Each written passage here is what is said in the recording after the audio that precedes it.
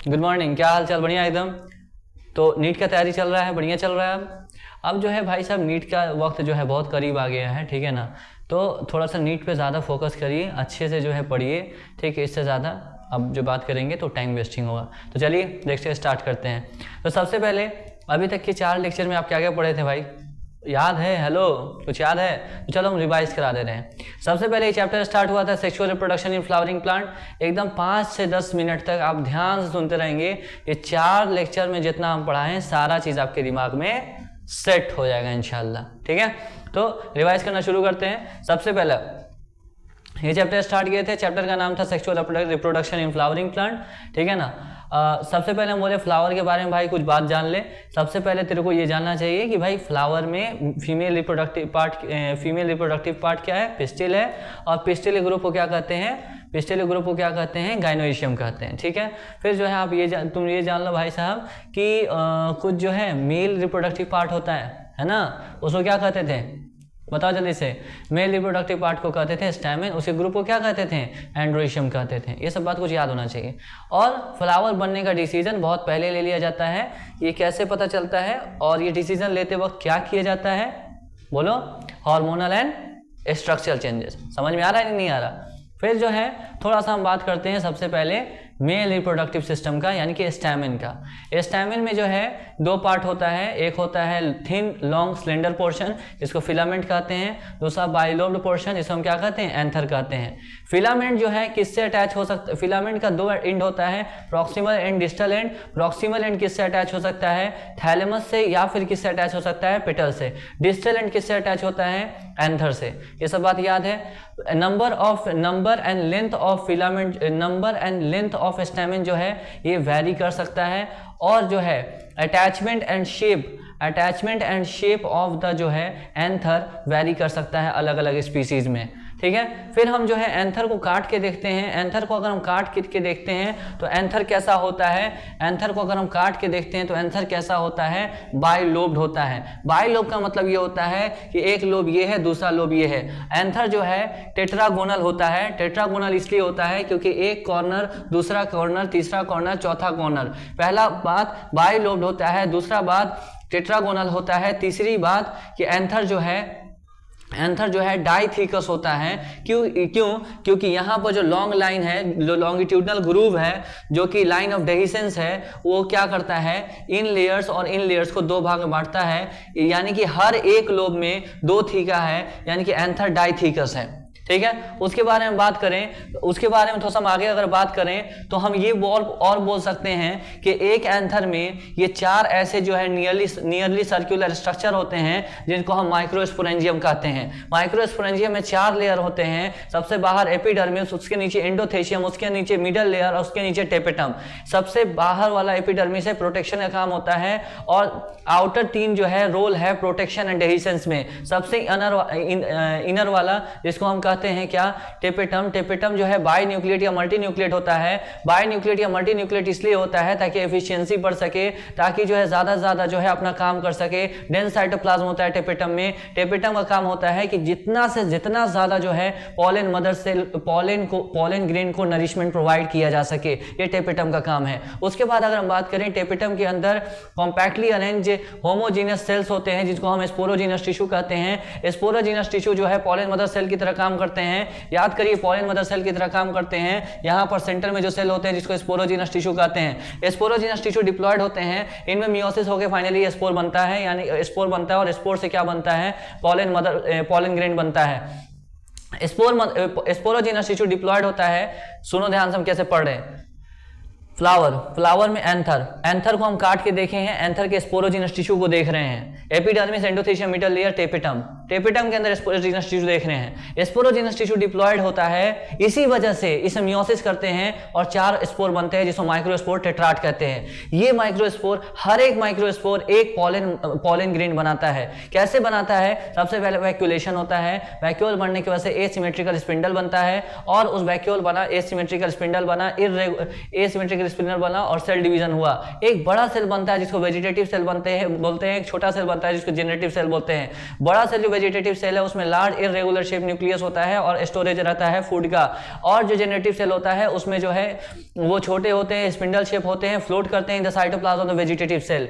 उसके बाद अगर हम बात करें पॉलन ग्रेन में जो है, जो वेजिटेटिव सेल के बाहर का जो लेयर है उसमें इंटाइन कहते हैं, सेलुलोज और पेक्टिन का बना होता है और यही जो है इंटाइन जर्मपोर बनाता है। और इसके बारे में बात करें इंटाइन के बाहर जो है एक्साइन होता है, एक्साइन स्पोरोपोलिनिन का बना होता है, कहीं कहीं एक्साइन नहीं होता है उस जगह को जर्मपोर कहते हैं। एक्साइन जो है स्पोरोपोलिनिन हार्डेस्ट ऑर्गेनिक के मोस्ट रेसिस्टेंट ऑर्गेनिक सब्सटेंस होता है स्पोरोपोलिनिन। ये एसिड एल्कली टेम्परेचर ये सारे चीजों से और एंजाइम सारा चीजों चार चीजों से जो है क्या होता है रेसिस्टेंट होता है। उसके बाद जो है हम पॉलन ग्रेन बना लिए। पॉलन ग्रेन के अंदर जो एक वेजिटेटिव सेल है, एक जनरेटिव सेल है। जनरेटिव सेल में जो है अगर एक न्यूक्लियस है मतलब ये अगर जनरेटिव सेल में एक न्यूक्लियस है इस पॉलन ग्रेन को 2 सेल स्टेज वाला पॉलन ग्रेन कहते हैं जो कि 60% एंजियोस्पर्म्स में होता है। और फिर अगर हम बात करें कि अगर यही अगर जनरेटिव सेल में अगर एक न्यूक्लियस है तो हम क्या बोलते हैं 2 सेल स्टेज वाला कहते हैं क्योंकि एक वेजिटेटिव सेल भी तो है। और अगर यही जनरेटिव सेल में 2 न्यूक्लियस होता है तो इसको आप जो है 3 सेल स्टेज वाला क्या कहते हैं, अरे क्या कहते हैं, इसको हम जो है पॉलन ग्रेन कहते हैं। बात सिर्फ सुन रहे हो कि समझ में भी आ रहा है? तो ओवरऑल तुम पॉलन ग्रेन बना ली, क्या बना लिए, पॉलन ग्रेन बना ली। समझ पा रहे हो नहीं समझ पा रहे? ठीक है। फिर उसके बाद जो हम बात करें भाई साहब यहाँ पॉलन ग्रेन बन गया। अब क्या होता है मेरे भाई, अब जो है पॉलन, इससे थोड़ा सा एक्स्ट्रा टॉपिक आता है जिसको हम क्या कहते हैं pollen allergy. Pollen allergy parthenium से होता है। एक जो है सीवियर एफ्लिक्शंस लाइक के ब्रोंकाइटिस एंड अस्थमा करता है और ये जो है पार्थेनियम से हो सकता है। उसके बाद हम बात करें पॉलन एज फूड सप्लीमेंट। कई कंट्री में जैसे इंग्लैंड में पॉलन को जो है पॉलन ग्रेन को जो है फूड सप्लीमेंट के तौर पर इस्तेमाल किया जाता है इसलिए क्योंकि वो न्यूट्रिएंट रिच होता है। उसके बाद अगर बात हम करें तो उसके बाद हम बात कर सकते हैं पॉलन वायबिलिटी। पॉलन ग्रेन की वायबिलिटी बहुत कम हो सकती है और बहुत ज़्यादा भी हो सकती है, 30 मिनट भी हो सकती है जैसे व्हीट पैडी में, और बहुत ज़्यादा भी और जो है मंथ्स तक होते हैं जैसे कि रोजेसी, सोलेनेसी और लेग्यूमिनेसी में। ठीक है ना बात। उसके बाद हम बात करें कि भाई साहब पॉलन ग्रेन को हम पॉलन बैंक के तौर पे भी इस्तेमाल कर सकते हैं। -196 डिग्री सेल्सियस पर हम इसको स्टोर कर सकते हैं। ठीक, ये मेल वाला पार्ट खत्म हो गया जिसको हम क्या कहते हैं, जिसको मेल वाला पार्ट को हम क्या किसके पूरा एकदम डिटेल में पॉलन ग्रेन एंथर सारा पढ़नी है हमको। मेन पॉलन ग्रेन बनाना था। अब उल्टा चलो, सुनो ध्यान से, उल्टा चलो ध्यान से। सबसे पहले पॉलन ग्रेन कहाँ बना, तो सर कैसे बना सर पॉलन ग्रेन के सर पहले तो ये बता दो पॉलन ग्रेन कितना सेल स्टेज, सर 2 सेल कैसे बना सर, उसमें माइटोसिस हुआ था। माइटोसिस किस में हुआ था सर, स्पोर में। स्पोर कैसे बना था सर, स्पोर बना था स्पोरोजीनस टिश्यू से मियोसिस के थ्रू। स्पोरोजीनस टिश्यू कहाँ था, टेपिटम के अंदर। टेपिटम के बाहर क्या था सर, मिडल लेयर के बाहर क्या था, एंडोथीशियम। सर एंडोथीशियम के बाहर क्या था, एपिडर्मिस की किसका स्ट्रक्चर काट के देख रहे थे, एंथर के नीचे क्या ऐसा अटैच था, एंथर के नीचे ऐसे क्या अटैच था सर, फिलामेंट एंथर और फिलामेंट मिला क्या कहते थे, स्टैमेन किसमें था, फ्लावर कहाँ था, पेड़ में। समझ रहे हो? तो यहां तक बात खत्म हो गया। अब आता है किसका, अब आता है मेरे भाई female reproductive structure. Female reproductive structure को हम पिस्टिल कहते हैं। पिस्टिल जो है उसके ग्रुप को गाइनोइशियम कहते हैं। पिस्टिल में 3 पार्ट होता है, stigma, style, ovary. Stigma landing platform है, स्टाइल इलोंगेटेड स्लेंडर पोर्शन है और ओवरी बेसल बर्स्ट पार्ट है। ठीक, उसके बाद हम बात करें कि भाई साहब अगर ये ओवरी के अंदर जो है क्या होता है, ओवेरियन कैविटी होता है। ओवेरियन कैविटी के अंदर जो है प्लेसेंटा, ये सब चीजें होती हैं। क्लियर है? और ओव्यूलेशन इसी के अंदर होता है। याद आ रहा है? उसके बाद हम बोले भाई साहब सुनिएगा, अगर एक जो है कार्पेल मतलब एक पिस्टिल है तो मोनोकार्पेलरी, बहुत सारा पिस्टिल है तो मल्टीकार्पेलरी, बहुत सारे पिस्टिल अगर फ्यूज है मल्टीकार्पेलरी सिनकार्पस, और बहुत सारे अगर ये क्या कार्पेल, बहुत सारे कार्पेल अगर फ्यूज नहीं है, अलग अलग हैं तो मल्टीकार्पेलरी एपोकार्पस। मल्टीकार्पेलरी एपोकार्पस माइकेलिया और मल्टीकार्पेलरी सिनकार्पस पैपेवर। फिर अगर हम बात करें कि ओवेरियन कैविटी के अंदर देखें तो ओव्यूल्स होते हैं। ओव्यूल्स एक भी हो सकते हैं, इससे ज्यादा भी हो सकते हैं। ठीक है, हम लोग जो ओव्यूल पढ़ते हैं वो एनाट्रोपस ओव्यूल होता है। ठीक है, हम लोग सबसे पहले जो है ओवेरियन कैविटी के अंदर देखेंगे तो प्लेसेंटा होता है, फ्यूनिकल होता है और जो है ओव्यूल होता है। ठीक है, फिर अगर हम बात करें कि ये ओव्यूल से फ्यूनिकल जिस पॉइंट पर अटैच है, ओव्यूल से फ्यूनिकल जिस पॉइंट पर अटैच है उसको हाइलम कहते हैं। यहां तक बात क्लियर है। और फिर जो है ओव्यूल के बारे में बात करें, ओव्यूल में एक या दो इंटेग्यूमेंट हो सकते हैं। इंटेग्यूमेंट के अंदर न्यूसेलस के सेल्स होते हैं और माइक्रोपाइलर एंड की तरफ का सेल्स, ये इसमें कुछ सेल्स बड़े हो जाते हैं जिसको हम मेगास्पोर मदर सेल कहते हैं। इसके अंदर मियोसिस होता है, 4 मेगास्पोर बनता है जिसमें से 3 डीजेनरेट कर जाता है और 1 फंक्शनल मेगास्पोर रह जाता है। इस तरह के डेवलपमेंट को आप क्या कहते हैं? मोनोस्पोरिक डेवलपमेंट कहते हैं, ठीक है। उसके बाद अगर हम बात करें इस फंक्शनल मेगास्पोर में क्या होगा, सबसे पहले भाई ये एक न्यूक्लियस है, उसके बाद जो इसमें माइटोसिस होगा, 2 न्यूक्लियस बनेगा, 2 न्यूक्लियस से फिर माइटोसिस बनेगा, इसमें 4 न्यूक्लियस बनेगा। समझ पा रहे हो? मेगास्पोर मदर सेल में क्या होगा, पहले जो है मेगास्पोर मदर सेल में मियोसिस हुआ, मेगास्पोर बना, 4 मेगास्पोर में से 3 डीजेनरेट कर गया। इसको इस तरह के डेवलपमेंट को मोनोस्पोरिक डेवलपमेंट कहते हैं। और इस फंक्शनल मेगास्पोर में अब माइटोसिस होगा और एक बार माइटोसिस हुआ, 1 से 2 न्यूक्लियस बन गया। ये 2 न्यूक्लियस एक पोल ऊपर वाले पे गया और एक नीचे वाले पे गया, एक ऊपर वाले पोल एक नीचे वाले पोल पे। दोबारा माइटोसिस हुआ, 2 से 4 न्यूक्लियस बना, दोबारा माइटोसिस हुआ, 4 से 8 न्यूक्लियस बना जिसमें से 2 न्यूक्लियस जो है सेंटर में आ गया, ठीक है। और 6 न्यूक्लियस के अराउंड क्या बन गया, वॉल बन गया। और इस तरीके से जो है 7 सेल और 8 न्यूक्लियट स्टेट बन गया, जिसको आप क्या कहते हैं, फीमेल गैमेटोफाइट या फिर एम्ब्रियो सैक। इसके अंदर जो है भाई साहब, इसके अंदर जो है आप बहुत सारी चीज देखते हैं, एंटीपोडल सेल्स, सिनर्जिड्स और जो है एग और सेंट्रल सेल और पोलर न्यूक्लियाई, ठीक है। एग एपरेटस के नीचे पोलर न्यूक्लियाई होता है। क्लियर है एकदम बात? बताओ जल्दी से। सिनर्जिड्स में जो है सेलुलर थिकनिंग होता है जिसे हम फिलीफॉर्म एपरेटस कहते हैं, जो कि गाइड करता है पोलन ट्यूब को। तो फीमेल गैमेटोफाइट खत्म, पक्का। अब जो है थोड़ा आगे बात करते हैं पॉलिनेशन का। पॉलिनेशन क्या होता है, याद करिए भाई साहब, थोड़ा समय लग रहा है, हम मानते हैं, पर जो याद हो रहा है ना भाई तेरे को, जो तुझे समझ में आ रहा है ना, तो वो उसका मिसाल भी नहीं ले सकता है कितना इंपॉर्टेंट है वो। राइट और रॉन्ग? ठीक है ना। तो अब थोड़ा सा देख ले भाई, अब देख ले भाई, तुझे स्किप करना है, स्किप कर दे, कोई टेंशन नहीं, ठीक है। आगे का लेक्चर तू देख लेना, ठीक। अब हम बात करते हैं पॉलिनेशन का। Pollination is the transfer of pollen grain from the anther to the stigma known as pollination. Pollination mainly on source of pollen grain 3 प्रकार का होता है, ऑटोगैमी, जिटनोगैमी, जीनोगैमी। ऑटोगैमी अगर सेम फ्लावर है तो सेम फ्लावर में से same flower के पॉलन ग्रेन अगर गिर रहा है, सेम फ्लावर में अगर पॉलिनेशन हो रहा है, autogamy. Different flower of the same plant में हो रहा है, जिटनोगैमी। डिफरेंट प्लांट में ही हो रहा है, जीनोगैमी। पक्का क्लियर है बात? ऑटो और जिटनो को मिलाकर सेल्फ पॉलिनेशन कहते हैं, ठीक। उसके बाद हम बात करते हैं यार थोड़ा सा क्लिस्टोगैमस और चैस्मोगैमस फ्लावर के बारे में। क्लिस्टोगैमस फ्लावर वो होता है जो कि बंद फ्लावर होता है, क्लोज फ्लावर होता है, और चैस्मोगैमस फ्लावर वो होता है जो ओपन फ्लावर होता है। क्लिस्टोगैमस फ्लावर में श्योर सीड सेट है, पक्का सीड बनेगा, एक पॉलिनेशन पक्का होता है, इससे कोई पॉलिनेटर की रिक्वायरमेंट नहीं होती है, पक्का। और क्लिस्टोगैमस फ्लावर में जो है कोई टेंशन नहीं होता है, इसमें एंथर मैच्योरिटी और सिग्मा रिसेप्टिविटी सारा जो है सेम रहता है, सिंक्रोनाइज रहता है, तभी तो भाई साहब ऑटोगैमी हो पाएगा। फिर जो है जिटनोगैमी में क्या होता है, जिटनोगैमी में जो है ये फंक्शनली कैसा होता है, बोलो भाई, फंक्शनली कैसा होता है, जेनेटिकली कैसा होता है ऑटोगैमी, और फंक्शनली कैसा होता है जीनोगैमी, पक्का।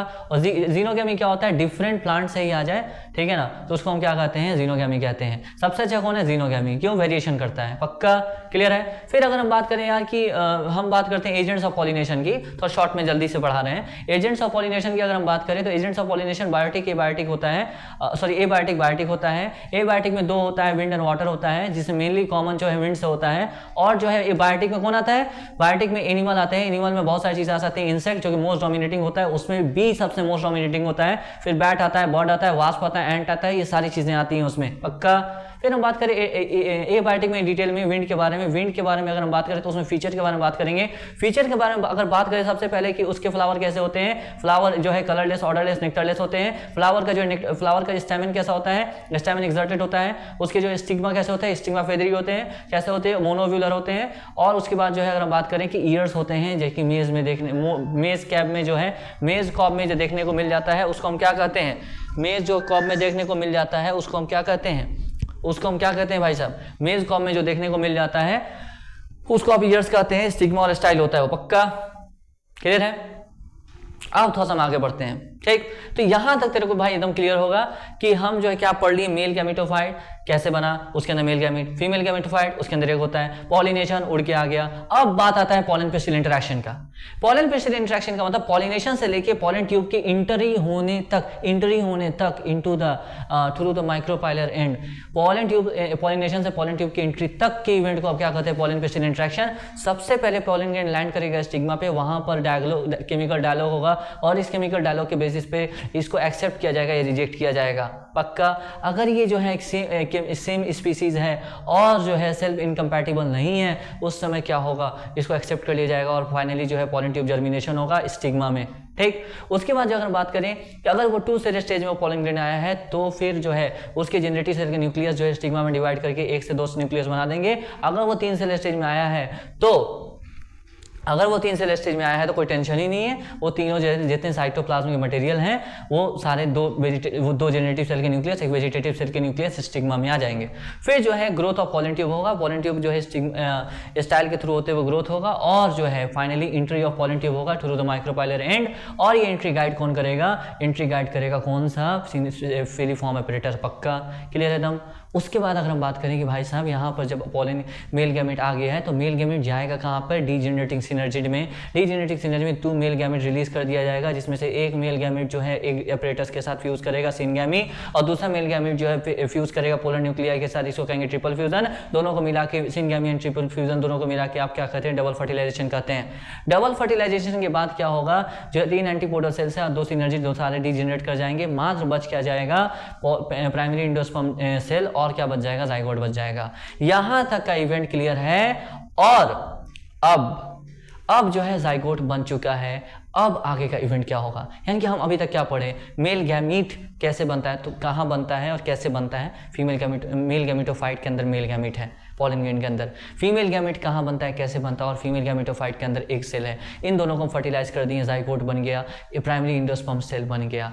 अब आगे का इवेंट क्या होगा, फर्टिलाइजेशन के बाद का इवेंट क्या होगा, वो आज का टॉपिक है। पक्का। तो भाई इतना देर जो तुम देखे तो तुमको क्या 4 लेक्चर में मैक्सिमम चीजें रिवाइज हो गई कि नहीं हो गई, ठीक है। तो यही फायदा होता है ना, तुम थोड़ा समय दे दोगे तो तुमको बहुत फायदा होगा, ठीक है। नहीं देखो तो कोई टेंशन नहीं है भाई, स्किप कर दो, फिर आगे की चीज देख लो, ठीक है ना। तो अब जो है थोड़ा सा लेक्चर को हम आगे बढ़ाते हैं, और अब जो हम क्या पढ़ने वाले हैं, पोस्ट फर्टिलाइजेशन इवेंट्स पढ़ने वाले हैं। क्या पढ़ने वाले हैं, पोस्ट फर्टिलाइजेशन इवेंट्स या पोस्ट फर्टिलाइजेशन चेंजेस, ठीक है ना। तो इसको मिटा रहे हैं हम।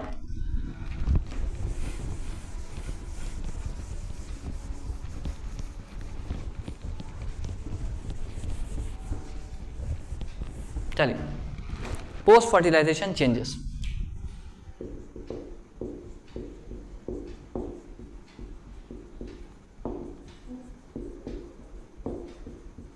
इवेंट्स या चेंजेस एक ही बात होता है, कोई टेंशन नहीं है, ठीक।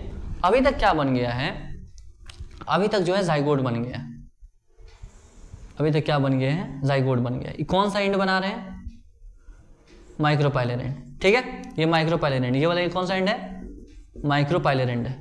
यहां पर क्या होगा, जाइगोट होगा। समझ पा रहे हो, नहीं समझ पा रहे, क्लियर है। और जो है यहां पर सेल कौन सा हो गया है, ये 3n सेल है, ट्रिप्लॉइड है, इसको क्या कह रहे हैं, प्राइमरी इंडोस्पर्म सेल कह रहे हैं। क्या कह रहे हैं इसको, प्राइमरी इंडोस्पर्म सेल कह रहे हैं। अब एक बात सुनना, अब इस जाइगोट को अगर तुमको डिवाइड करवाना है, अगर इस जाइगोट को तुमको डिवाइड करवाना है तो उसके लिए भाई पहले से खाना चाहिए, है कि नहीं। तो खाना आएगा कहां से, समझ पा रहे हो। स्टार्टिंग में क्या हुआ था, स्टार्टिंग में जो है ना, स्टार्टिंग में जो ये इंटेगुमेंट था उसके अंदर न्यूसेलस थे, और यहाँ पर जो है क्या बन गया था, यहाँ बन गया था फीमेल गैमेटोफाइट।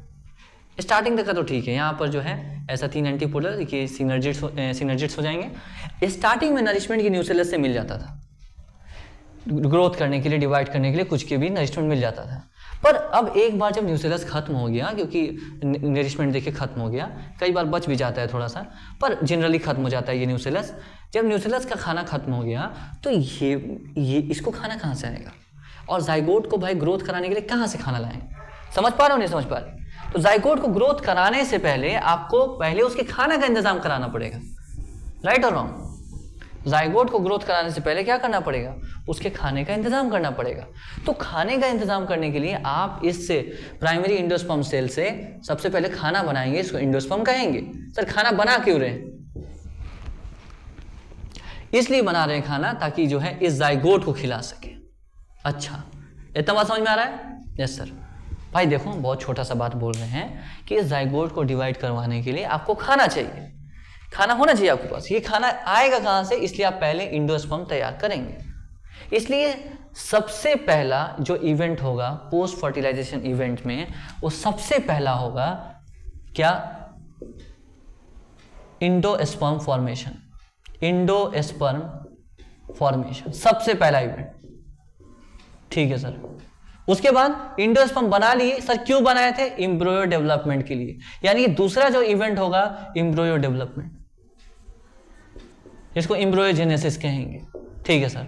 तीसरा, एम्ब्रियो बन गया, उसके बाद हम सीड बनाएंगे एम्ब्रियो को प्रोटेक्ट करने के लिए, सीड फॉर्मेशन, ठीक है सर। सीड को भी के बाहर भी एक और कवरिंग बना देंगे, फ्रूट फॉर्मेशन। यानी कि ये जो 4 इवेंट्स है ना मेरे भाई, ये जो 4 इवेंट्स है किसमें आता है? पोस्ट फर्टिलाइजेशन चेंजेस में आता है। क्यों सर? अरे सर क्यों ऐसा हो रहा है? क्योंकि जाइगोट को बनाने के लिए, जाइगोट को डेवलप कराने के लिए खाना चाहिए। तो खाना सबसे पहले आप बनाइए, एंडोस्पर्म बनाइए। एंडोस्पर्म बन गया, उसके बाद एम्ब्रियो को डेवलप करेंगे, फिर सीड को बनाएंगे ताकि एम्ब्रियो प्रोटेक्ट हो, और फ्रूट भी बनाएंगे। पक्का? क्लियर एकदम बात? बताओ। अब जो है, अब हम एंडोस्पर्म सर बनाएंगे। सर इतना ही होता है क्या? हाँ, इसको पोस्ट फर्टिलाइजेशन चेंजेस कहते हैं। और भी चीजें होती हैं, जैसे कि भाई साहब सुनिएगा, आपको जो है ओव्यूल किस में कन्वर्ट हो जाएगा? सीड में। फर्टिलाइजेशन के बाद ओव्यूल किस में कन्वर्ट हो जाएगा? सीड में। इंटेगुमेंट किस में कन्वर्ट हो जाएगा? सीड कोट में। सीड का जो कवरिंग होता है सीड कोट, ठीक है ना, सीड कोट में। अच्छा, सीड कोट हो सकता, इंटेगुमेंट एक या एक से ज्यादा हो सकता है, बताए थे तुमको। तो सीड कोट भी एक या एक से ज्यादा हो सकता है, इसलिए एस लिखते हैं, ठीक है सर। उसके बाद सर ये जो है ओवरी किस में कन्वर्ट हो जाएगा? सर फ्रूट में। जाइगोट किस में कन्वर्ट हो जाएगा? सर एम्ब्रियो में। और प्राइमरी एंडोस्पर्म सेल किस में कन्वर्ट हो जाएगा? सर एंडोस्पर्म में। ये सब कुछ चेंजेस होंगे मेरे भाई किस में? फर्टिलाइजेशन के बाद। सर पहले नहीं होगा ना, क्या जरूरत है पहले चेंजेस होने का? जो चीज जहां पर होना चाहिए, जो चीज जिस सीक्वेंस में होना चाहिए उस सीक्वेंस में होगा। It's biology, all about the logic, ठीक है। चलिए, तो यहां पर एंडोस्पर्म बना रहे हैं, ठीक है सर। एंडोस्पर्म बनाने के लिए क्या करेंगे? सबसे पहले स्ट्रिक्टली फ्री न्यूक्लियर माइटोसिस करेंगे। फ्री न्यूक्लियर माइटोसिस का मतलब क्या होता है? सिर्फ न्यूक्लियस डिवाइड करेगा, साइटोप्लाज्म डिवाइड नहीं करेगा, ठीक है सर, कोई टेंशन नहीं है। यानी हम क्या कर रहे हैं, ये जाइगोट को रहने दो भाई, ये जो है माइटोसिस किया, ठीक है सर। सर कितना बार माइटोसिस? अरे बहुत बार माइटोसिस करेगा। माइटोसिस करेगा 1 से 2, 2 से 4, 4 से 8, 8 से 16, इस तरह से बहुत सारा जो है क्या बन जाएगा सर? बहुत सारे न्यूक्लियस वाला एंडोस्पर्म बन जाएगा। इसको कहते हैं फ्री न्यूक्लियर एंडोस्पर्म। क्या बना ये सर? फ्री न्यूक्लियर एंडोस्पर्म बना है। कैसे? स्ट्रिक्टली फ्री न्यूक्लियर माइटोसिस से, ठीक है सर, कोई टेंशन नहीं है। ये जो कोकोनट वाटर होता है ना, जो कोकोनट वाटर होता है, ये यही होता है कोकोनट वाटर, ठीक है सर। कोकोनट वाटर जो है क्या होता है? Strictly free nuclear endosperm. अरे भाई आम भाषा तू समझना यार, एंडोस्पर्म ये खाना है, बना रहे हैं। क्यों बनाया सर? इसको खिलाने के लिए, ठीक है सर। कोकोनट वाटर जो है ना, इसको एनसीईआरटी कहता है कोकोनट टेंडर। कोकोनट टेंडर मतलब उसका जो पानी होता है, ठीक है ना, टेंडर कोकोनट जो है उसमें ऐसा होता है, ठीक है सर। कुछ समय बाद तुम गए होगे भाई मार्केट में कभी ना कभी, ठीक है ना, तो मार्केट में हम क्या बोलते हैं जब नारियल पानी ले जाते हैं, तो भाई ऐसे बोलते हैं, ए भाई साहब नारियल वाले, तुम जो है ये भाई आप वो दे दो, पानी वाला नारियल दे दो, ठीक है ना। तो वो जो है नया नारियल देता है, ठीक है ना, वो ओल्ड नारियल नहीं देगा। ओल्ड नारियल इसलिए नहीं देगा, ठीक है, क्योंकि ओल्ड नारियल में पानी होगा ही नहीं। हाँ सर, तो पानी गया कहाँ? पानी कहीं गया नहीं, वही जो है ना, होता क्या है समझना, होता ये है ना कि जो न्यूक्लियस था ना, ठीक है ना, इसके चारों तरफ वॉल बन जाता है, मतलब सेल बन जाता है। तो जब सेल बन जाता है तो पानी, अब पानी थोड़ी, अब तो सेल बन गया ना उसके चारों तरफ। समझ पा रहे हो नहीं समझ पा रहे? क्लियर है? हम ये बोल रहे हैं मेरे भाई, हम ये बोल रहे हैं कि हुआ क्या कि जो तुम नारियल पानी पीते हो उसमें पानी होता है। हाँ सर, जब वही नारियल पानी पुराना होता है तो उसके चारों तरफ सेल बन जाता है, इसी न्यूक्लियस के चारों तरफ सेल बन जाता है, इनके सेलुलराइजेशन हो जाता है। सेलुलराइजेशन हो जाता है, सेलुलराइजेशन मतलब सेल वॉल फॉर्मेशन हो जाता है around nucleus, cell wall formation हो जाता है अराउंड न्यूक्लियस। और कैसा बन जाता है, व्हाइट पार्ट ऑफ कोकोनट बन जाता है। White part of coconut, white edible part जो होता है, इडिबल पार्ट ऑफ कोकोनट बन जाता है। क्लियर है सर? तो ये न्यूक्लियस एंडोस्पर्म तैयार हो गए। बहुत छोटा सा स्टेप किए हैं। सबसे पहले आप जो है फ्री न्यूक्लियर एंडोस्पर्म बनाइए और फिर जो है सेलुलर एंडोस्पर्म बनाइए। कैसा बनाइए सर? सेलुलर एंडोस्पर्म बनाइए। इसको कह दो, नाम दे दो सेलुलर एंडोस्पर्म। ठीक है सर, सेलुलर एंडोस्पर्म कह दिए। सर अब एंडोस्पर्म बन गया है, हाँ, अब जाइगोट को डेवलप करेंगे, एकदम करेंगे। पर इतना तक जो है अब एनसीईआरटी को, यार रुक जाओ थोड़ा सा और बात कर लेते हैं। इतना बात ठीक है, दोबारा सुन भाई। फर्टिलाइजेशन हो गया, हाँ सर। अब जो है एनसीईआरटी पूछ बोलता है कि एंडोस्पर्म को पहले बनाना जरूरी है। समझ पा रहे हो? एंडोस्पर्म को पहले बनाना जरूरी है। क्यों? क्योंकि खाना को पहले चाहिए ना, तो एंडोस्पर्म को पहले बनाएंगे। क्या सब कैसे करेंगे? क्या करेंगे? तो ऐसे करेंगे कि सबसे पहले स्ट्रिक्टली फ्री न्यूक्लियर माइटोसिस कर देंगे, मतलब बहुत सारा एंडोस्पर्म बना देंगे, पानी वाला ऐसे बना देंगे, बहुत सारा न्यूक्लियस वाला, और फिर जो इसके बाहर सेल वॉल बना देंगे और बहुत सारा सेलुलर एंडोस्पर्म बन जाएगा। ठीक है सर। अब कई सीड क्या होता है ना, कई सीड में एंडोस्पर्म रह जाता है, मतलब कई सीड में एंडोस्पर्म रह जाता है, मतलब ये तो दिया डेवलप होने के लिए, पर यहाँ पर कुछ बच के रह जाता है। और ऐसा मोस्टली मोनोकॉट्स में होता है। और डाइकॉट्स में क्या होता है, सारा एंडोस्पर्म खर्च हो जाता है इस जाइगोट के डेवलपमेंट में। जाइगोट से एम्ब्रियो बनता है तो एम्ब्रियोनिक डेवलपमेंट में सारा एंडोस्पर्म खत्म हो जाता है। तो वैसा सीड जिस कुछ में एंडोस्पर्म नहीं होता है और कुछ में एंडोस्पर्म होता है, यानी ये सीड भी जो है यहाँ पर एंडोस्पर्मस हो सकते हैं। कई बार एंडोस्पर्म क्या होता है, ध्यान सुनना, एंडोस्पर्म जो है कंप्लीटली कंज्यूम हो जाता है। कंप्लीटली क्या हो जाता है, कंज्यूम हो जाता है। समझ पा रहे हो नहीं समझ पा रहे? हाँ सर समझ रहे हैं। अरे भाई साहब समझ रहे हो नहीं समझ रहे? हाँ सर। तो ये किस में होता है, डाइकॉट में। एग्जाम्पल क्या हो जाएगा सर, पी हो गया, बीन हो गया, ठीक हो गया, पी हो गया, बीन हो गया, ये सब क्या हो जाएगा, डाइकॉट होता है। ठीक है सर। अच्छा, बस एक डाइकॉट है एक्सेप्ट। अच्छा, इतना बात समझ में आ रहा नहीं आ रहा कि एंडोस्पर्म क्या हो गया, कंज्यूम हो गया है। एग्जाम्पल ये है, इस ऐसे को हम क्या कह देते हैं, ऐसे को हम क्या कहते हैं, ऐसे जो सीड आते हैं उनको एंडोस्पर्मस नहीं कहते, सॉरी नॉन एंडोस्पर्मस कहते हैं। सॉरी थोड़ा सा वर्ड जो है मेरा इधर उधर हो गया। एंडोस्पर्म अगर कंज्यूम हो जा रहा है तो आप उसको क्या कहते हैं, वैसे सीड को नॉन एंडोस्पर्मस। ये कुछ वर्ड है जो किससे रिलेटेड है, एंडोस्पर्म से। तो थोड़ा सा हम ये वर्ड इसलिए बता रहे हैं क्योंकि एनसीईआरटी यहाँ पर हम आपको बताना चाह रहे हैं, तो ताकि आपको बात एकदम क्लियर हो जाए। यानी कि अब थोड़ा सा एनसीईआरटी पढ़ लो यार। यानी कि एंडोस्पर्म जो है, एंडोस्पर्म एक ऐसा स्ट्रक्चर है जो कि ज़रूरी है एम्ब्रियोनिक डेवलपमेंट के लिए। समझे? ओ हेलो, एनसीईआरटी निकालो, जल्दी से निकालो, तो एनसीईआरटी निकालो। देखो ऊपर वाला देख रहे हो, सारा चीज़ रिवाइज करा दी है। पेज पलटो भाई, पेज खोले कि नहीं खोले? खोल दिए सर पेज। हाँ, तो ये सब चीज़ें हैं ना। पॉलिनेशन वो वाला पार्ट जो है विंड वाटर वाला, वो बस जो है अभी हम रिवाइज नहीं कराए थे, और उसमें भी कुछ है नहीं। ठीक है ना? आइए, कहाँ गया? हाँ आ जाओ, देखो यहाँ पे post fertilization events following the double fertilisation.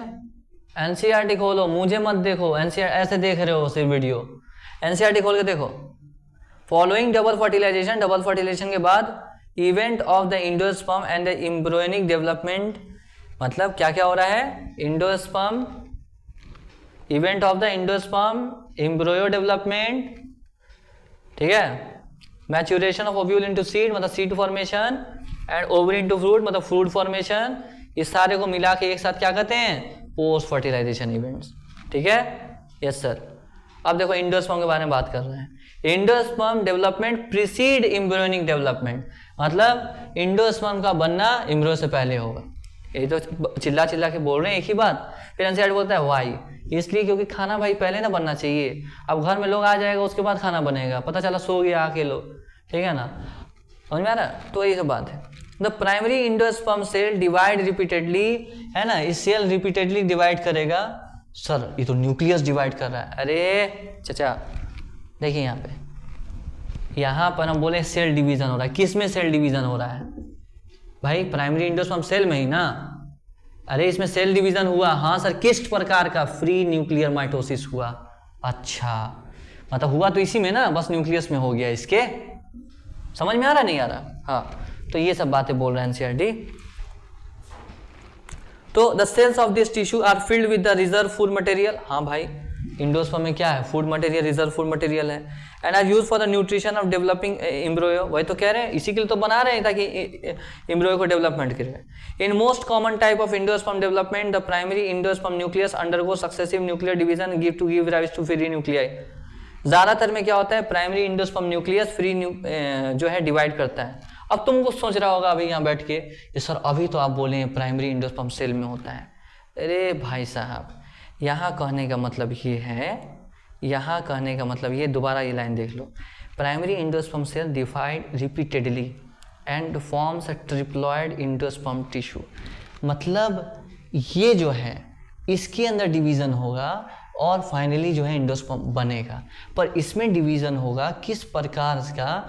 Free nuclear, मतलब इसके न्यूक्लियस में और अच्छे से बोले तो डिवीजन होगा। समझे?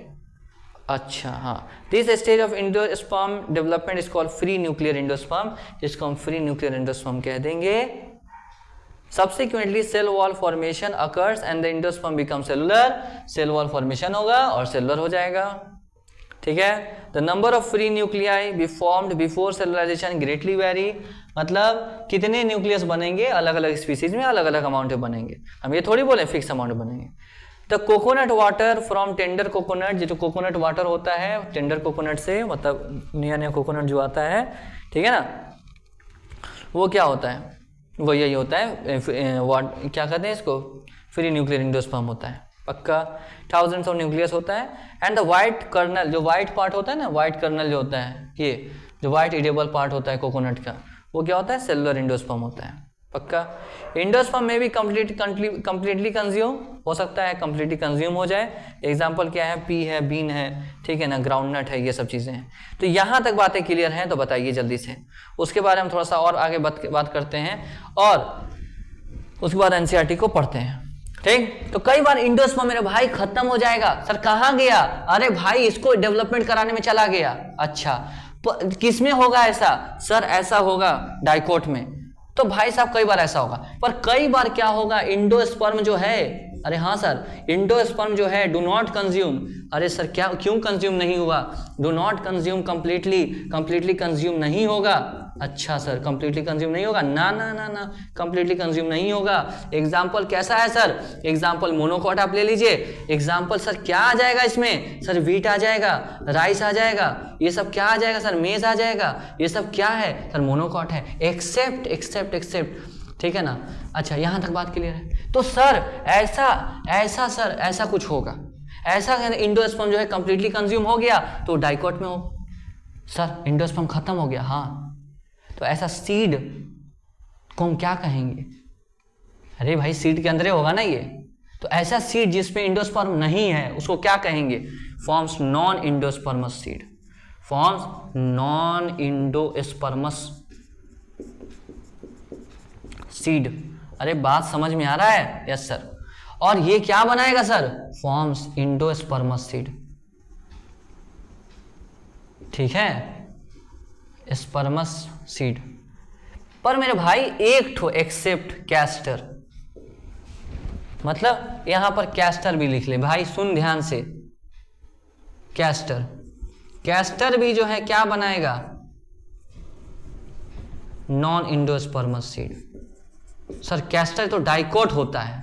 अरे भाई सुन ले, बहुत इंपॉर्टेंट है ये, डाइकोट है। हाँ सर ये तो इसका एंडोस्पर्म खत्म हो जाना चाहिए था, हाँ, लेकिन नहीं होता है, याद रखिएगा। कैस्टर कैसा होता है? सर कैस्टर एंडोस्पर्मस होता है डाइकोट होने के बाद भी, समझे? Yes sir. तो यहां तक छोटी छोटी बातें हैं और कुछ बड़ी बात है नहीं, ठीक है ना। अब जो है हम बात कर रहे हैं एम्ब्रियो डेवलपमेंट की।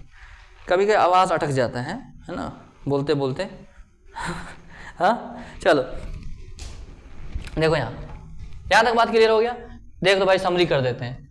जाइगोट को खाना खिलाने के लिए क्या चाहिए सर इंडोस्पर्म चाहिए। तो इंडोस्पर्म कैसे बनेगा, प्राइमरी इंडोस्पर्म सेल में जो है ना डिवीजन कराते कराते फाइनली इंडोस्पर्म बना लेंगे। और अच्छे से बोलें तो फ्री न्यूक्लियर माइटोसिस हो रहा है किसमें, उसके न्यूक्लियस में। सर सेल में आप बोले थे, अरे भाई सेल में ना न्यूक्लियस है, समझे, क्लियर है। अच्छा ये चिड़चिड़ा नहीं रहे हम, ये मेरा तरीका ही है पढ़ाने का, ठीक है ना, ताकि तुम्हारे दिमाग में एक एक बात घुस जाएगा। उसके बाद इसके बाहर सेल वॉल बन जाएगा और सेलुलर इंडोस्पर्म बन जाएगा। ये जो इसका जो ये नंबर है ना, इसका जो नंबर ऑफ न्यूक्लियस है वैरी करता है। नंबर ऑफ न्यूक्लियस क्या करता है सर, वैरी करता है। वैरी मतलब डिफरेंट हो सकता है, ठीक है सर। अगर कुछ सीड होते हैं जिसके अंदर इंडोस्पर्म बच जाते हैं उसको क्या कहते हैं, इंडोस्पर्मस सीड। कुछ नहीं बचते हैं उसको क्या कहते हैं, नॉन इंडोस्पर्मस सीड। खत्म, ओके सर। तो मेरा पहला मकसद पूरा हो गया, खाना बना लिए हैं, इंडोस्पर्म जो है इंडोस्पर्म बना लिए हैं, ओके सर।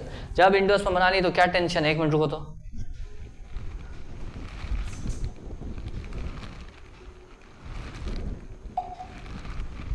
जब खाना बना लिए हैं तो टेंशन क्या है, ठीक है। अब जो है हम उसको डेवलपमेंट कराएंगे, किसको सर, एम्ब्रियोनिक डेवलपमेंट कराएंगे। क्या कराएंगे सर, एम्ब्रियोनिक डेवलपमेंट कराएंगे।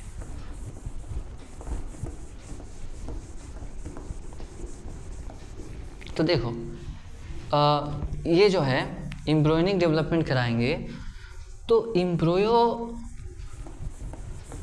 कैसा है भाई, पहले तो ये बताओ कि एम्ब्रियो जो डेवलपमेंट हम करा रहे हैं, एम्ब्रियो किस साइड बना था, माइक्रोपाइलर एंड की तरफ बना था या फिर जो है चेलाजल एंड की तरफ बना था, जल्दी बताओ। सो मत बैठे बैठे, जल्दी बताओ। इंडोस्पर्म किधर बना, सॉरी एम्ब्रियो किधर बना था सर, माइक्रोपाइलर एंड की तरफ बना था। हाँ तो माइक्रोपाइलर एंड की तरफ बना था और हम क्या किए हैं सर, इंडोस्पर्म को बना लिए हैं ताकि खाना तरीका से मिल सके, समझ रहे हो।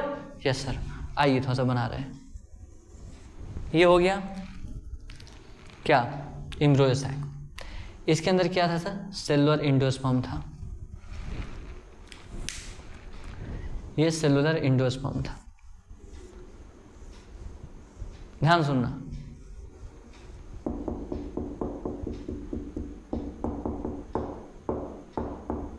ठीक है। अब जो है थोड़ा सा देखना, यहां पर हम क्या बनाए, जाइगोट बनाए। हाँ सर, अब जाइगोट को डिवाइड करेंगे और इस तरह से डिवाइड करेंगे ताकि इतना बड़ा बना दे इसको धक्का दे के इस एंडोस्पर्म के अंदर ठूस दे। मतलब अरे भाई जाइगोट डिवाइड करवाएंगे और इसको धक्का देंगे इस एंडोस्पर्म में ताकि उसका वो एंडोस्पर्म के अंदर जाए और उसको नरिशमेंट मिल सके। अच्छा सर, यानी कि सबसे पहले हम कुछ अब बात करेंगे यहाँ पर, ठीक है सर।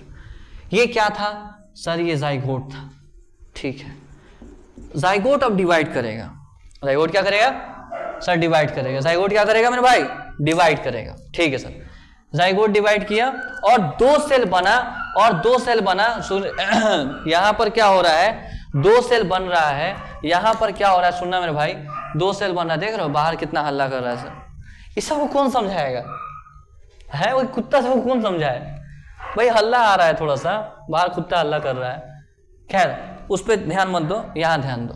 अब उसको चुप कराना में कंट्रोल में रहता है तो करा देते हैं। यहाँ देखो, तो जाइगोट सबसे पहले क्या किएगा, डिवाइड करेगा,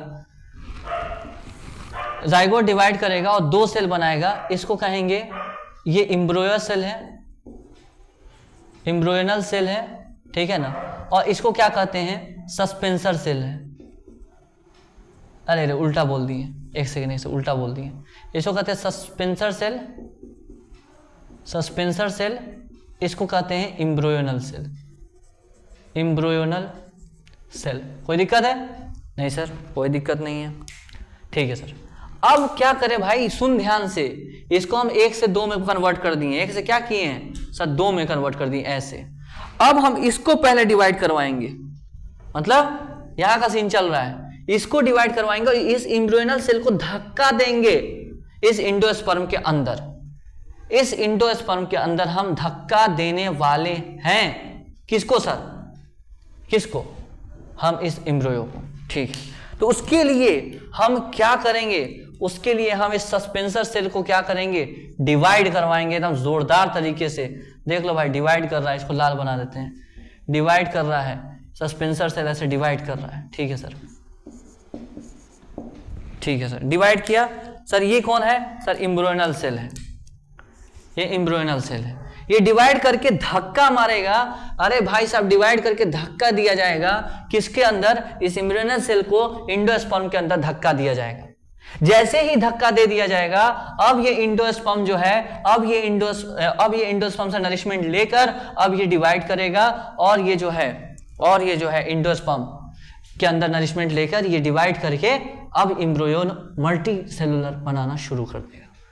ठीक है सर, हुआ क्या, जाइगोट था। ठीक है सर, जाइगोट डिवाइड किया दो सेल में, एक को नाम देने लगे सस्पेंसर सेल, एक को कह दिया एम्ब्रियोनल सेल। सस्पेंसर से धक्का दिया एम्ब्रियोनल सेल को, और वो नीचे जो है एंडोस्पर्म के अंदर धंस गया। ठीक है सर, अब क्या हुआ, यहाँ इसकी बात यहाँ पर करते हैं। ये सस्पेंसर सेल है सर, क्या है ये, अरे सर सस्पेंसर सेल है। ठीक है, हाँ सर। अब यहाँ पर क्या हुआ, ये ऐसे थोड़ा सा मल्टी सेलुलर बना, थोड़ा सा मल्टी सेलुलर इस तरह से बना। कौन सर, ये एम्ब्रियोनल सेल। ठीक है सर, इसको कहेंगे, एक नाम दे देंगे प्रो एम्ब्रियो। सर क्या क्या समझाएं अभी, अब बहुत कुछ नहीं समझाएं, थोड़ा सा बातें समझाएं। इसको अंदर धक्का दे दिया, अब पहला स्टेप है डिवाइड किया, प्रो एम्ब्रियो बनाया। ठीक है सर, प्रो एम्ब्रियो बनाया, ए हम इसको कह रहे हैं। ठीक है सर, प्रो एम्ब्रियो के बाद क्या हुआ सर, अरे सर इसके बाद क्या हुआ, इसके बाद ये हुआ कि ये प्रो एम्ब्रियो ऐसे गोल गोल एम्ब्रियो में कन्वर्ट हो गया, ऐसे गोल गोल एम्ब्रियो में कन्वर्ट हो गया। इसे क्या कहें सर, ग्लोब्यूलर एम्ब्रियो। अरे सर क्या कह दीजिएगा सर, ग्लोब्यूलर एम्ब्रियो। ठीक है सर, उसके बाद सर क्या होगा, उसके बाद जो है यहाँ पर इसको थोड़ा सा हम क्या करेंगे, ऐसे बना देंगे। कैसे सर, ऐसे थोड़ा सा हार्ट शेप।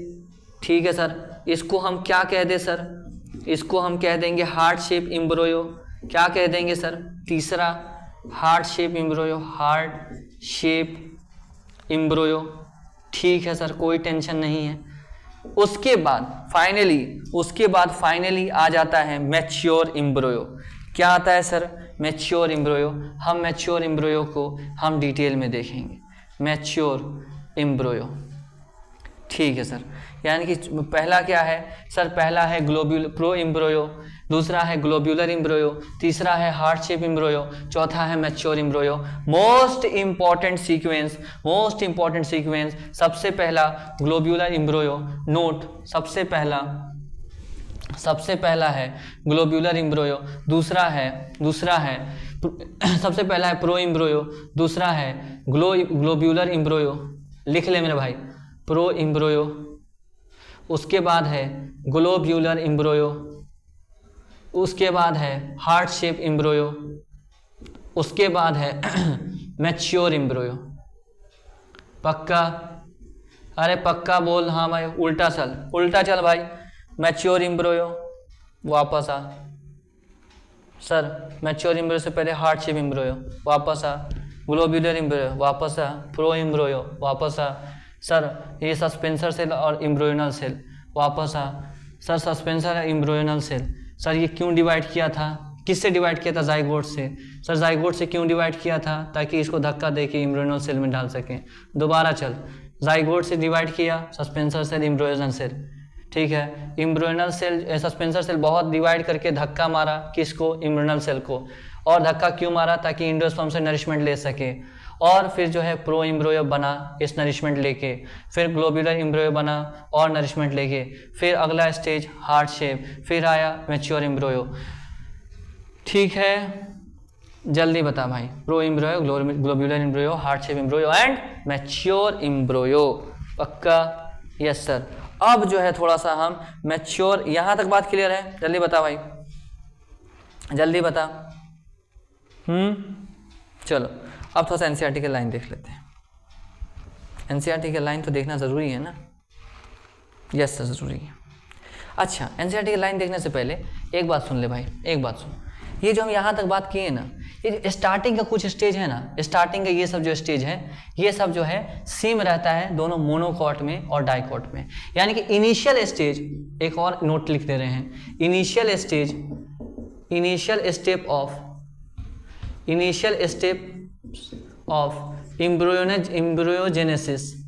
एम्ब्रियोजेनेसिस मतलब embryo formation is similar in both dicotyledons मतलब डाइकोटिलिडन्स एंड मोनोकोटिलिडन्स। ठीक है, डाइकोटिलिडन्स and मोनोकोटिलिडन्स।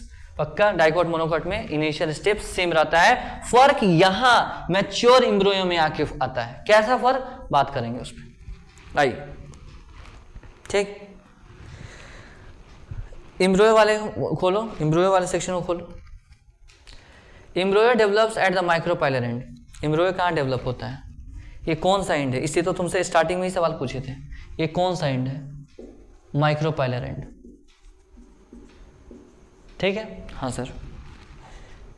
Of the embryo sac where the zygote is formed. Most zygote divide only after certain amount of endosperm is formed. वही तो कह रहे हैं, zygote divide कब करेगा, जब एंडोस्पर्म बन जाएगा। ठीक है, तभी तो डिवाइड करेगा, इससे तो एंडोस्पर्म फॉर्मेशन पहले देखें। ठीक है सर, मोस्ट जाइगोट, उसके बाद दिस इज एन एडेप्टेशन।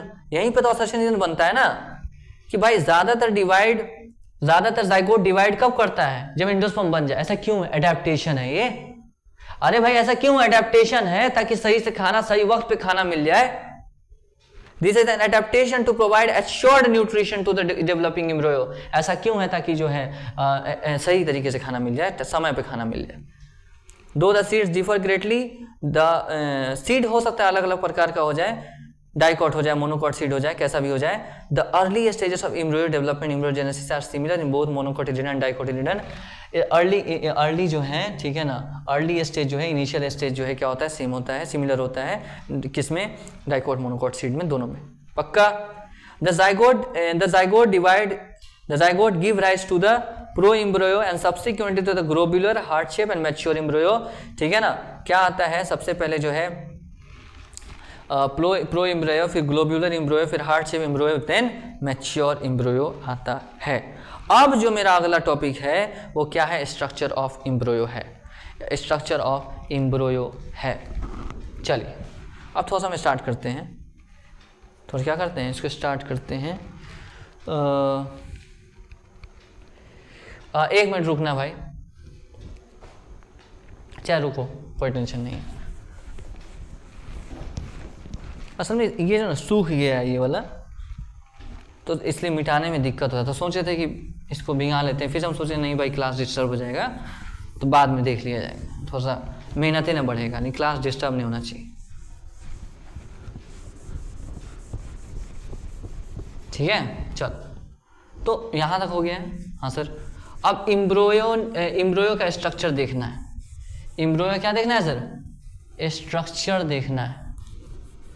कौन सा embryo sir, pro embryo, globular embryo, heart shape embryo, या फिर मैच्योर एम्ब्रियो। मैच्योर एम्ब्रियो का सर किस में देखना है, डाइकॉट में और मोनोकॉट में। सर पहले किस में देखा जाए, तुम बताओ, पहले किस में देखा जाए भाई, तुम बताओगे तब तो पता चलेगा, पहले किस में देखा जाए। 1 सेकंड रुक जा भाई, पहले किस में देखा जाए, 1 मिनट।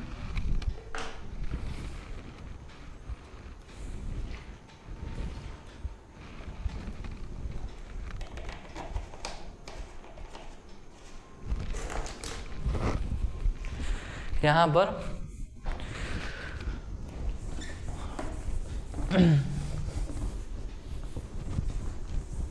तो और साफ कर दें, एक ठो बगल में ही कुछ जुगाड़ मिल गया। चलो सबसे पहला हम पढ़ क्या रहे हैं सर, एंडोस्पर्म फॉर्मेशन। एंडोस्पर्म क्यों बनाया था सर, एंडोस्पर्म इसलिए बना था ताकि एम्ब्रियो को हम डिवाइड करवा सके। एम्ब्रियो डिवाइड करके क्या बना है, सबसे पहले क्या बना था सर, प्रो एम्ब्रियो, फिर क्या बना था, ग्लोब्यूलर एम्ब्रियो, फिर हार्ट शेप एम्ब्रियो, फिर मैच्योर एम्ब्रियो।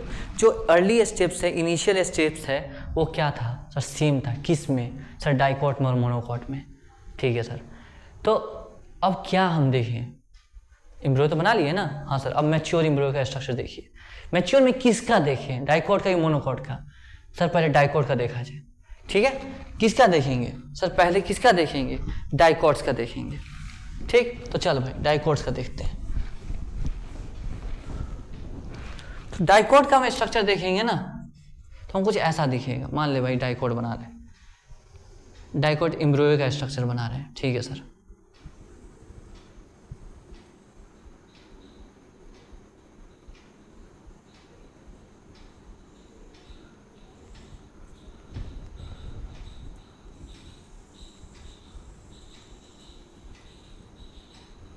ठीक है, ये जो है ऐसा स्ट्रक्चर बना रहे हैं, ठीक है सर, कोई टेंशन नहीं। इस लेवल को हम क्या कहते हैं? इस लेवल को हम कहते हैं लेवल ऑफ कॉटिलेडन। क्या कहते हैं सर? लेवल ऑफ कॉटिलेडन कहते हैं। क्या कहते हैं सर? लेवल ऑफ कॉटिलेडन कहते हैं। लेवल ऑफ कॉटिलेडन के ऊपर जो पार्ट है उसे हम कहते हैं एपिकोटाइल। क्या कहते हैं? ये क्या है सर? पहले तो ये लिख दिया जाए, लेवल ऑफ कॉटिलेडन है। क्या है सर? लेवल ऑफ कॉटिलेडन्स है। इसके ऊपर जो है उसे क्या कहते हैं? एपिकोटाइल कहते हैं। क्या बोलते हैं सर? अरे भाई साहब क्या बोलते हैं? एपिकोटाइल।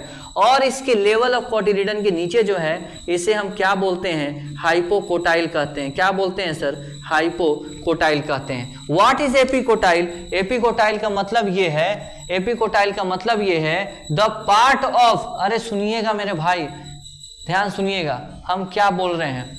हम ये बोल रहे हैं कि ये सुनना ध्यान से, ये जो तुम दिख रहा है सर, ये दो क्या निकला है? दो ठो, इसको कॉटिलेडन कहते हैं। इसे हम क्या कहते हैं? अरे सर कॉटिलेडन्स कहते हैं। पक्का? यस सर, एकदम क्लियर है। तो ये जो कॉटिलेडन के अलावा छोड़ के ये जो पार्ट बचा ना, ये वाला, इसको एम्ब्रियोनल एक्सिस कहते हैं। क्या बोलते हैं सर? एम्ब्रियोनल एक्सिस कहते हैं, ठीक है सर। तो part of embryonal axis above the level of cotyledon known as epicotyl, ठीक है सर। एपिकोटाइल हम लिखेंगे उस सब बात को। अब इस एपिकोटाइल का जो एंड है ना, एपिकोटाइल का जो टिप है ना, सुनिएगा, समझ में आ रहा है नहीं आ रहा? जल्दी बताओ, बताओ जल्दी से। अच्छा, अब जो है थोड़ा एक बात कर रहे हैं, सुन लेना ध्यान से। तो इसे हम क्या कहते हैं? जो पार्ट ऑफ जो ऊपर है उसे हम क्या कहते हैं? एपिकोटाइल, और जो नीचे है उसे क्या कहते हैं? हाइपोकोटाइल। अच्छा, कुछ डिस्टर्बेंस हो रहा है हमको, कुछ आपका आवाज़ आपको भी आ रहा होगा, ठीक है ना। तो इसीलिए आज के लेक्चर को हम यहाँ पे थोड़ा सा sorry, extremely sorry for that, ठीक है ना। अभी हम ये लेक्चर रिकॉर्ड करेंगे तो तुम लोग को जो है ना वो आवाज़ भी आ रहा होगा साइड से, इसलिए हम लेक्चर को थोड़ा सा यहाँ पे स्टॉप कर रहे हैं और जल्द ही लेक्चर बनाएंगे, ठीक है ना। अब इतना लेट नहीं होगा पक्का, और मिलते हैं फिर अगले लेक्चर में। एक्सट्रीमली सॉरी फॉर दैट, ठीक है। Thank you so much.